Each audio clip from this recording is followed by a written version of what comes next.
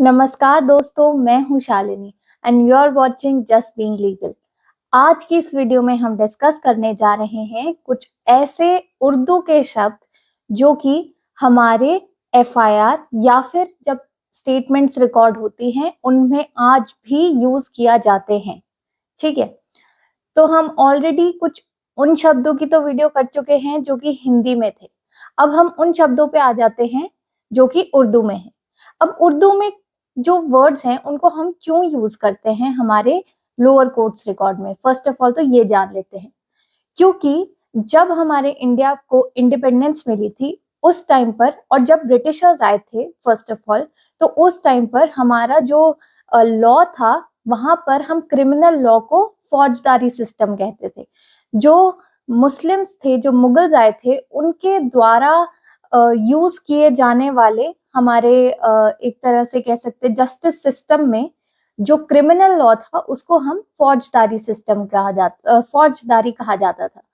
तो फौजदारी जो है उसके तहत ऐसा हुआ कि काफी शब्द जो थे वो ब्रिटिशर्स को एक्सप्लेन करने नहीं आते थे हमारे यहाँ की आम लोगों को। तो इसीलिए उन्होंने क्या किया कि जो शब्द उनके इंग्लिश में थे और जो मुगल्स के यहाँ पर उर्दू में थे या फिर पर्शियन में थे, उनको ही हमारे लॉज में इनकलकेट कर दिया गया। और उसी तरह से हमारी जो क्या कहते हैं स्टेटमेंट्स है, जो एफआईआर है, वो सब कंप्लेंट्स जो है वो लॉन्च होती रही। ठीक है, so without wasting any time further let's start with the video. तो हमारा फर्स्ट वर्ड है डेली डायरी। डेली डायरी को उर्दू में कहा जाता है रोजनामचा। रोजनामचे का क्या मतलब है? A record of significant events that take place in police station on daily basis, maintained under 44 of police act. ठीक है, तो डेली डायरी या रोजनामचा एक ऐसी डायरी है जो पुलिस स्टेशन में दिन प्रतिदिन के जो काम होते हैं उन सबको, या कौन आया कौन गया, किसने कंप्लेंट रजिस्टर करवाई, किसकी कंप्लेंट आई और आपने रजिस्टर नहीं करी तो उस बारे में क्या एक्शन लिया गया, वो सभी चीजें जो हैं वो एक डेली डायरी में मेंटेन करी जाती है बाय द पुलिस, जिसको हम आम भाषा में रोजनामचा कहते हैं। तो रोजनामचा जो है वो उर्दू का वर्ड है। ठीक है, नेक्स्ट इज चश्मदीद। आपने काफी बार सुना होगा, हम अपनी मूवीज में भी यूज करते हैं चश्मदीद गवाह। इसका क्या मतलब है? आई विटनेस। ओके, सो कोई भी ऐसा पर्सन जिसने फर्स्ट हैंड देखा है और वो डिस्क्रिप्शन दे सकता है कि एक्चुअल में वहां हुआ क्या था, तो उसे हम आई विटनेस बोलते हैं, यानी कि चश्मदीद गवाह। Okay, moving on to our next word which is investigation. Investigation को कहा जाता है तफ्तीश। तफ्तीश का मतलब है an official examination of facts about the situation और द क्राइम। ठीक है, इन्वेस्टिगेशन मतलब जाकर जांच पड़ताल करना, हिंदी में हम उसको जांच पड़ताल बोल देते हैं। ठीक है, तो जहां पर कोई भी एक क्राइम हुआ है उस जगह की सराउंडिंग्स की एक तरह से जांच करने को हम तफ्तीश कहते हैं। समन्स को बोला जाता है तलब, to order a person to come to a particular place. ठीक है, समन्स दिए जाते हैं ताकि एक पर्सन को या तो ट्रायल के दौरान बुलाया जा सके या फिर बाय द पुलिस कि आपको यहाँ पर इतने बजे प्रेजेंट होना है। इसको हम तलब कहते हैं। बेल को कहते हैं जमानत। जमानत is a very common word. आज भी हम जमानत ही बोलते हैं कि इसकी जमानत करा दी गई, उसकी जमानत करा दी गई या नहीं हुई। ठीक है, तो जमानत बेसिकली क्या है कि ड्यूरिंग द ट्रायल या फिर अपील, अगर किसी भी पर्सन को कुछ टाइम के लिए विथ कंडीशंस एंड बॉन्ड्स और सिक्योरिटी, ठीक है, उन्हें थोड़े टाइम के लिए रिलीज किया जाता है from jail. Why? So that वो अपनी सोसाइटी में अपने फैमिली मेंबर्स के साथ मिल सके और एकदम से डिस्कनेक्ट ना हो जाए सोसाइटी के साथ। That is why we use the word, we use this kind of procedure which is known as bail और जमानत। अरेस्ट का मतलब है गिरफ्तार। गिरफ्तार भी अब उर्दू का ही वर्ड है। गिरफ्तार का मतलब क्या है? किसी भी पर्सन या फिर पर्सन के लिए यूज किया जाता है, किसी भी पर्सन को अपनी कस्टडी में ले लेना। किसकी कस्टडी में? अब ये कोई अनलॉफुल कस्टडी नहीं होनी चाहिए, ये होगी by the legal authority only. Okay, उसे बोलते हैं हम गिरफ्तार। नेक्स्ट वर्ड इज तामील। तामील का मतलब होता है compliance. the act of obeying a law or rule, especially one that controls a particular industry or a type of work। ठीक है, जहां पर हमने कोई लॉ या फिर रूल दे रखा है, उसी के प्रोसीजर के साथ चलना और उसे ओबे करने को हम बोलते हैं कंप्लायंस, यानी कि तामील करना। Next word is ततीमा।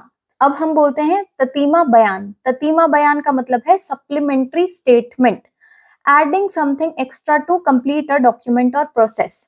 आपने काफी बार देखा होगा, जो लोग ऑलरेडी लोअर कोर्ट जाते हैं उन्हें पता होगा कि हमारी नॉर्मल स्टेटमेंट्स जब ली जाती हैं उसके बाद ऐसा होता है कि बार बार विटनेस से स्टेटमेंट्स ली जा सकती हैं, और काफी बार ऐसा होता है कि फर्स्ट स्टेटमेंट में अगर उसने कुछ डिस्क्लोज नहीं किया है तो वो सेकंड स्टेटमेंट में करता है। तो ऐसे जब हम एक पर्सन की बार बार स्टेटमेंट्स लेते हैं तो उन्हें हम सप्लीमेंट्री स्टेटमेंट बोलते हैं या फिर ततीमा बयान बोलते हैं। Okay, next word is memo.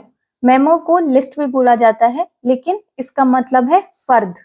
A document used in legal practice to identify and advise on legal issues in a client's case।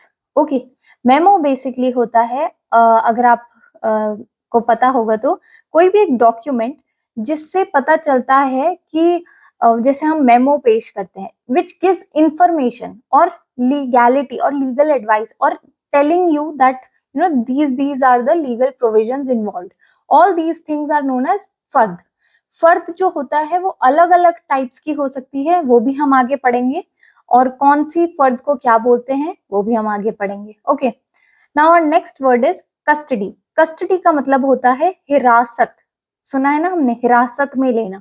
A state of being in physical control of a person और a property और having the right to do so. Okay, custody मतलब किसी भी चीज को अपनी हिरासत में लेना। It does not mean arrest, it just means कि किसी एक पर्सन की रिस्पॉन्सिबिलिटी के अंडर है कोई एक प्रॉपर्टी या फिर कोई एक पर्सन। ओके, हमने उसको इधर उधर जाने से मना नहीं किया है, क्योंकि वो तो फिर अरेस्ट हो जाएगा। ठीक है, कन्फाइन नहीं किया है उसे, हमने बस अपने अंडर रखा है और उसकी रिस्पॉन्सिबिलिटी उठाई है, उसे हम बोलते हैं अपनी कस्टडी में लेना। Now our next word is recovery memo, which is known as फर्द बरामदगी। Okay, a document that serves as a receipt for an item that the police have recovered from someone। ठीक है, हम सुनते हैं ना कहीं से रिकवरी हुई है, इस चीज की रिकवरी हुई है। जैसे एनडीपीएस केसेस में हम सुनते हैं कि इतना चरस, इतना गांजा या फिर किसी भी चीज का इतना वीड व्हाटएवर, इतना हमने रिकवर किया है। ठीक है, 0.5 ग्राम या जो जितना भी जो भी रिकवर करती है, तो उसको हम रिकवरी मेमो में दिखाते हैं। वेपन रिकवर हुआ है, कुछ भी हो सकता है। ठीक है, तो फिर उसको हम बोलते हैं फर्द बरामदगी। ओके, सो अब हमारा नेक्स्ट वर्ड है सीजर मेमो, जिसको हम फर्द मकबूजगी भी बोलते हैं। सीजर मेमो का क्या मतलब होता है? जब भी किसी पुलिस स्टेशन पुलिस ऑफिसर ने किसी भी एक पर्टिकुलर प्रॉपर्टी को या फिर किसी भी डॉक्यूमेंट को सीज किया है, यानी कि अपनी जब्त में ले लिया है एक तरह से। ठीक है, to take control of something, now that thing will not be allowed to be used by any other person for anything. तो अपनी एक तरह से हिरासत में ले लिया है हमने उसे, तो उसे हम सीज करना बोलते हैं। तो सीज करने के बाद क्या होता है कि पुलिस ऑफिसर को एक लिस्ट बनानी पड़ती है कि क्या क्या चीजें उसने एक पर्टिकुलर पर्सन से सीज करी गई। यानी कि जैसे कि हम जानते हैं कि अगर किसी भी पर्सन को आप पुलिस स्टेशन के अंदर लाते हैं और उसे अपनी कस्टडी में लेते हैं या फिर अरेस्ट करते हैं, तो उस पर्टिकुलर पॉइंट पे आपको उन्हें एक जो भी उनके कपड़े, उनकी ज्वेलरी, उनके मोबाइल, जो भी उनके पर्सन में से एक तरह से रिकवर हुआ होता है, तो उसे हम एक लिस्ट में प्रिपेयर करते हैं। उन्हें हम पुलिस अपनी हिरासत में लेता है और उसके बाद एक लिस्ट प्रिपेयर किया जाता है कि पुलिस ने क्या क्या रिकवर किया उस पर्सन के ऊपर से। उस लिस्ट को हम जो पर्सन को अरेस्ट किया है उसको वापस से दिखाते हैं और उस पर साइन करवाते हैं कि हाँ ये चीजें थी, so that when that person is release, तो उसे वो सारा सामान या फिर उसकी फैमिली को ये सारा सामान वापस दिया जा सके, because police is not allowed to एक तरह से keep all that stuff. Okay, तो हम उसे सीजर मेमो बोल सकते हैं कि क्या क्या लिस्ट जो हमने वहां से सीज करी है। ठीक है, या फिर किसी क्राइम ऑफ सीन से भी सीज किया जा सकता है कि ये चीजें रिकवर हुई हैं तो वहां पर भी हम उसको, बट सॉरी वो तो फिर रिकवरी मेमो काइंड ऑफ हो गया, बट यहाँ पर जो लिस्ट है उसकी बात कर रहे हैं हम, उसको फर्द मकबूजगी ही बोलते हैं। Okay, now moving on to our next word which is justice. Justice तो हम सबको पता है, इंसाफ, ठीक है। इंसाफ हर चीज में सबको चाहिए होता है, और एक तरह से इंसाफ जो है वो एक ऐसा शब्द है जो पता नहीं कितने डेकेड्स से चला आ रहा है। Okay, so justice is the idea that people should be treated fairly, impartially and reasonably by the law. Everyone is equal before the eyes of law. तो हम वो ही बेसिस है किस चीज का, जस्टिस का, यानी कि इंसाफ का। नेक्स्ट वर्ड इज तारीख। हमने डायलॉग सुना है सबने, सनी देओल का तारीख पे तारीख, तारीख पे तारीख, है ना, वही तारीख है ये। डेट यानी कि डेट, जब कोर्ट किसी दिन, किसी टाइम, किसी एक ऐसी पर्टिकुलर जगह डिसाइड करता है कि एक पर्सन को यहाँ पर आना है और उस टाइम पे ये काम होना चाहिए, तो उसे हम तारीख बोलते हैं, डेट बोलते हैं, या फिर दिन बोलते हैं हिंदी में, ठीक है। Now moving on to our next word which is disclosure memo, which means फर्द इंसाफ। फर्द इंसाफ, इट इज नॉट इंसाफ, इट इज इंसाफ। Okay, a document that parties in a legal case must provide containing all the relevant information and documents relating to the case, ठीक है। अब disclosure memo क्या होता है, जब एक केस स्टार्ट होता है तो ऑलरेडी पार्टी से पूछा जाता है कि आपके पास इस केस के रिलेटिंग क्या क्या मटेरियल है और क्या क्या रेलेवेंट डॉक्यूमेंट्स हैं, जो भी कुछ है आप उसे हमें बता दीजिए, और उसको हम एक तरह से डिस्क्लोजर मेमो बोलते हैं, फर्द इंसाफ। Okay, now what is identification memo. Identification memo को बोला जाता है फर्द निशानदेही। ओके, फर्द निशानदेही, a record of statement which the witness has expressly or impliedly made before the person who conducted the identification, ठीक है। the record of the statement which the witness has, ठीक है, witness जो है वो expressly या impliedly किसी भी पर्सन के सामने जिसने आइडेंटिफिकेशन कंडक्ट करवाई है उसके सामने कोई भी बयान देता है, उसको हम क्या बोलते हैं, फर्द निशानदेही। Okay, identification memo. According to rule को क्या बोलते हैं, अकॉर्डिंग टू रूल को बोलते हैं बकायदा। ये भी बहुत कॉमन पार्लेंस में यूज करे जाने वाला वर्ड है। It means to do something in a way that a rule or system says it should be done. Okay, किसी भी वे से एक पर्टिकुलर चीज एक सिस्टम में करी जानी चाहिए, उसको हम बोलते हैं अकॉर्डिंग टू लॉ, यानी कि बकायदा। ओके, बाय का मतलब है बजरिया। ये भी वर्ड बहुत यूज किया जाता है हमारे FIRs में, स्टेटमेंट्स रिकॉर्ड करते time.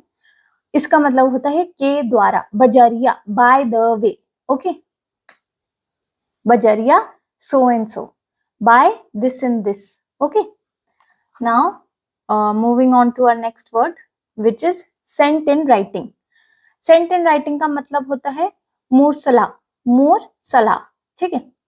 means something has been communicated in written form such as by email or fax or mail. Okay, यानी कि हमने किसी पर्सन को कोई भी चीज कम्युनिकेट करी है via a written method. Okay, now what is place of occurrence. Place of occurrence हमने सुना ना, मौका वारदात, तो मौका जो है it is known as place of occurrence, जहां पर कोई भी एक इवेंट हुआ है। Okay, next word is I और माई सेल्फ। इसको हम लिखते हैं मन, ठीक है। मन SI सो एंड सो ने यहाँ पर ये चीज देखा, इतने बजे इतने टाइम पे ये चीज देखी, या ये चीज बरामद की, या फिर ये चीज जो है कुछ भी बोल सकते हैं वहां पर। तो मन जो है, जब हम मन लिखते हैं कहीं पर, इसका मतलब होता है मैं, मैंने। Okay, the person who is speaking और राइटिंग। ओके, इंजर्ड पर्सन क्या होता है, इंजर्ड पर्सन होता है मजरूब, मजरूब, someone who is physically hurt or harmed. Okay, now moving on to our next word which is brief facts. Brief facts होते हैं मुख्य स्थल हालात, मुख्य स्थल हालात, a condensed or short statement or written synopsis, synopsis basically, ठीक है। किसी भी चीज का, किसी भी फैक्ट्स का एक शॉर्ट में जब हम प्रिपेयर करते हैं, कोई भी एक पैराग्राफ और पॉइंटर्स, तो हम उसको बोलते हैं फैक्ट्स को मुख्य स्थल हालात, ठीक है। नाउ सर्च को बोलते हैं तलाशी, तलाशी ली जाएगी। आप देख रहे हैं ना कि ऐसे काफी सारे वर्ड्स हैं जो हम सबको पता है ऑलरेडी, ठीक है, और ये सब वर्ड्स यूज होते हैं हमारे आज भी कॉमन पार्लेंस में, लेकिन ये हिंदी के वर्ड्स नहीं है, ओके। तलाशी का मतलब है to examine somebody something carefully before because you are looking for something, to look for something that is missing, okay. Search मतलब कि किसी भी एरिया में जाकर या फिर किसी पर्सन की सर्च, क्योंकि हमें ऐसा लगता है, यानी कि पुलिस अथॉरिटी, जब मैं हमें बोल रही हूँ तो पुलिस अथॉरिटी की बात हो रही है, कोई भी आम पर्सन नहीं कर सकता, ठीक है। तो पुलिस अथॉरिटी पूरी ऑथराइजेशन के साथ जो जाती है और तलाशी लेती है, कोई चीज ढूंढती है, तो उसे हम सर्च या तलाशी बोलते हैं। कंप्लेनेंट को क्या बोलते हैं? कंप्लेनेंट इज नोन एज फिरियाद, फिरियाद, ठीक है, फिरियाद। The party who makes the complaint in a legal action or proceeding. Complainant मतलब कि जिसने कंप्लेंट करी है उसको हम बोलते हैं फिरियाद, ओके।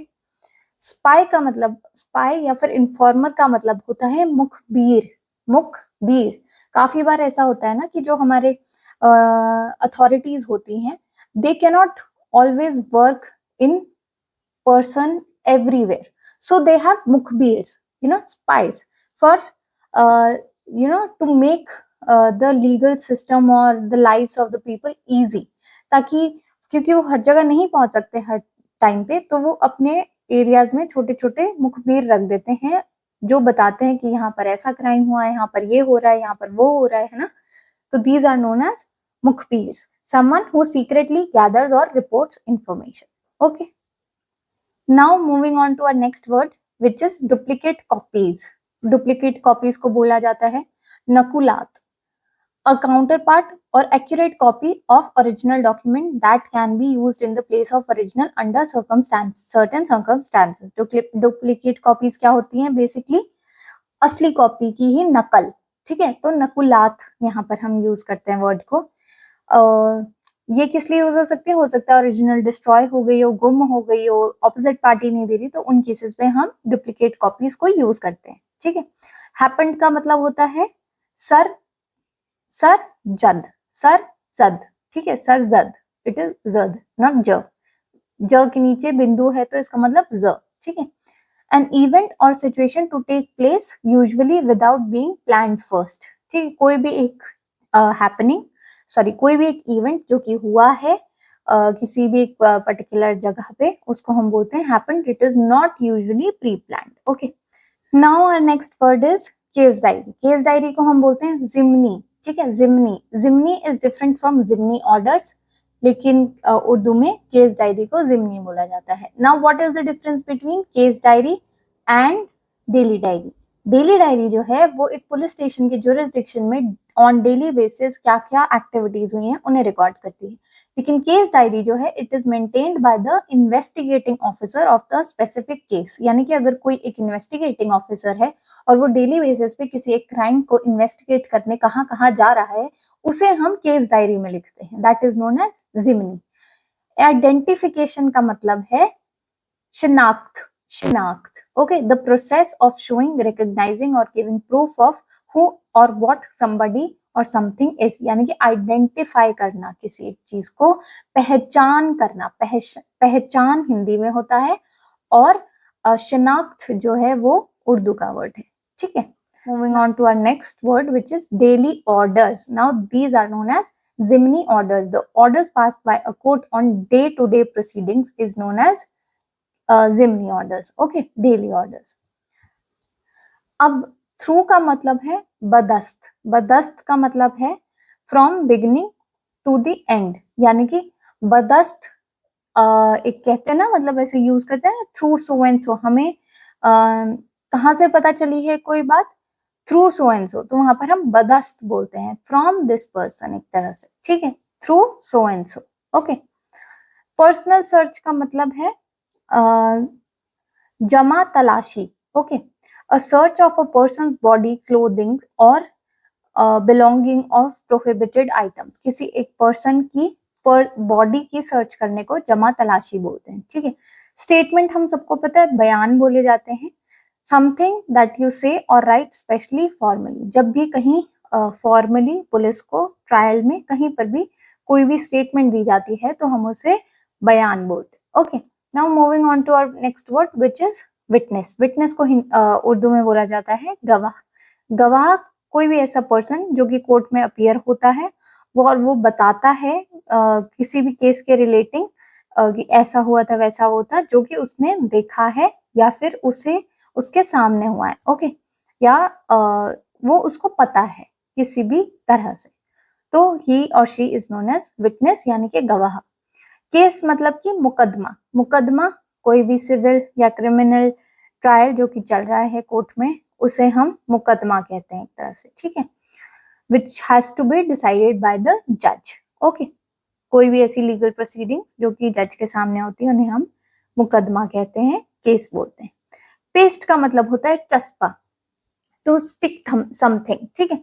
टू स्टिक समथिंग का मतलब क्या है, जैसे कि हम बोलते हैं ना कि कोई प्रोक्लेम्ड ऑफेंडर हो गया, कोई भगोड़ा हो गया है, ठीक है, तो उस केस में क्या होता है कि कोर्ट जो है वो चस्पा करती है उस पर्सन की या तो फोटोग्राफ्स या फिर उसको उसके लिए अनाउंसमेंट किया जाता है कि this person has to be present at a particular place on so and so time or so and so date, otherwise he और she will be declared as proclaimed offender. तो उस केस में अब जो ऑलरेडी भकोड़ा हो गया उसको हम कहाँ से ढूंढेंगे, हमें पता तो चल नहीं रहा है वो कहाँ है, वरना तो हम बुला ही लेते उसको कोर्ट में, है ना।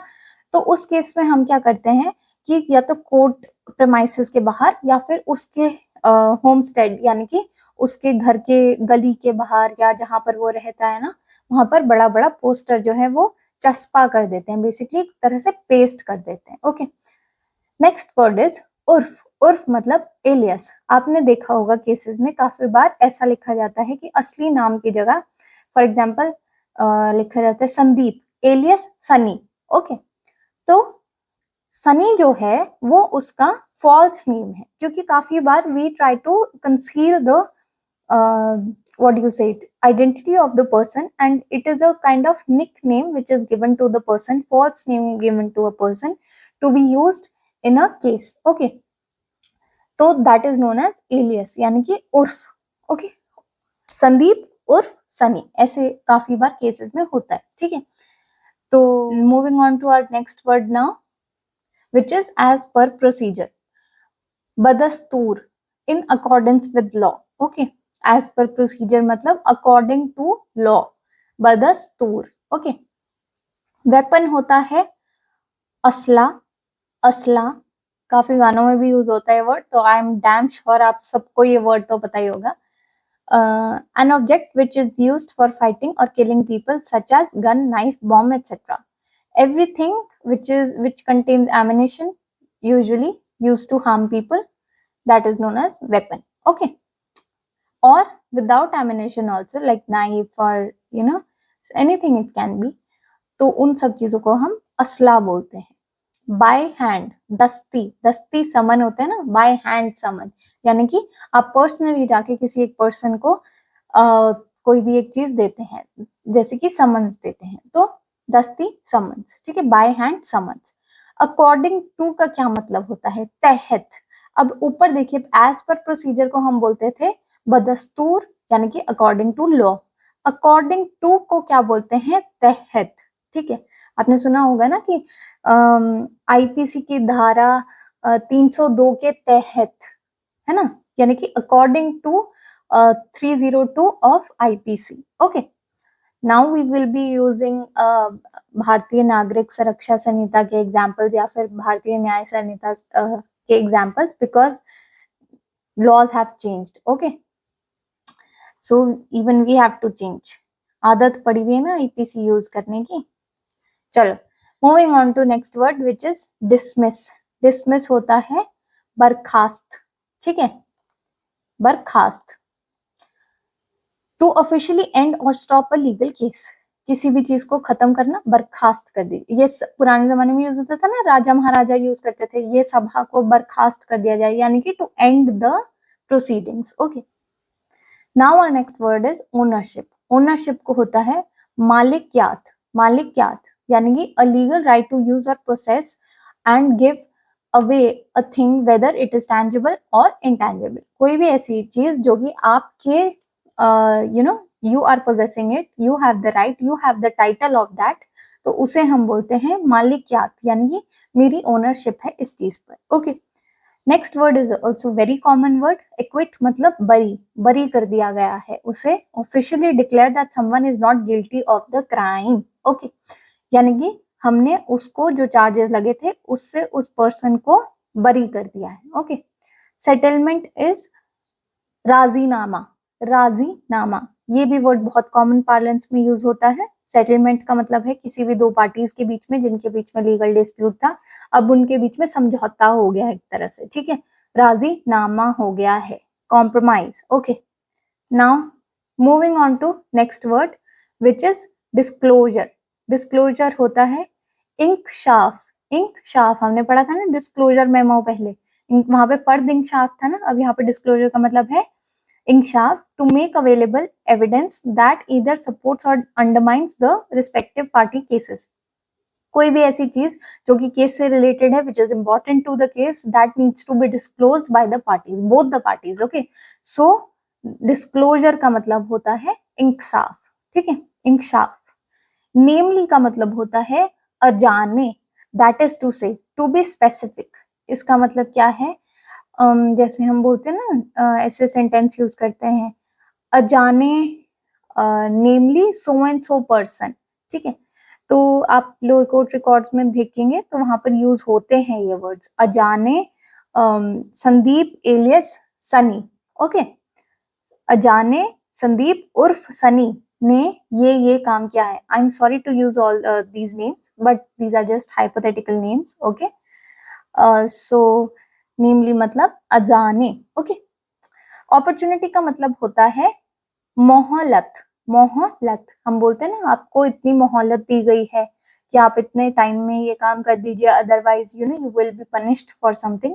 तो वहां पर एन ओकेजन और situation that makes it possible to do something that you want to do और हैव टू डू, और पॉसिबिलिटी ऑफ डूइंग समथिंग. ठीक है, कोई भी एक ऐसा काम जो एक पर्टिकुलर टाइम में करना है या फिर किया जाना चाहिए, या फिर आपको एक टाइम दिया गया है कि आप उस टाइम में उस काम को कंप्लीट करें, that is known as we have given you an opportunity. Okay, मोहलत दी गई है. ठीक है, now next last word of the day is offence. Offence का मतलब होता है जुर्म, जुर्म करना. एन एक्ट और behaviour prohibited by law, by criminal law and therefore punishable by law. ठीक है, कोई भी ऐसा काम, कोई भी ऐसा act which is punishable by law, prohibited by law, that is known as जुर्म करना. ठीक है, so thank you so much guys. I really hope you liked the video. I really hope you liked my previous video also, जहाँ पर मैंने हिंदी के words use किए हैं जो कि common parlance में use होते हैं. For lower court, those people who are practicing in lower court, it is very important to know all these words. And I am glad that I made this video, because when I started practicing, I did not know all these words. And I'm damn sure that all the law students who are just going to pass out and just going to start their practice, this video is going to be very beneficial for all of them. So all the best guys, thank you so much, and kindly like, share and subscribe to my channel, and all the best.